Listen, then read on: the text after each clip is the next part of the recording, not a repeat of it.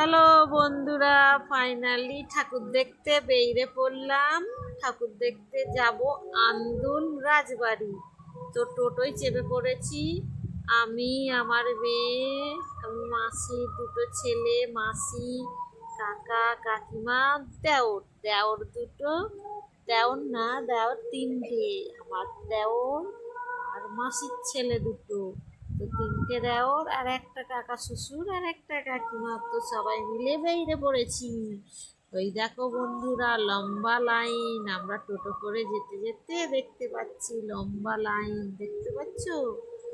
তো কে কে এরকম লাইন দিয়ে ঠাকুর দেখতে পছন্দ করো বন্ধুরা, একটু কমেন্ট করে নিশ্চয়ই জানাবে।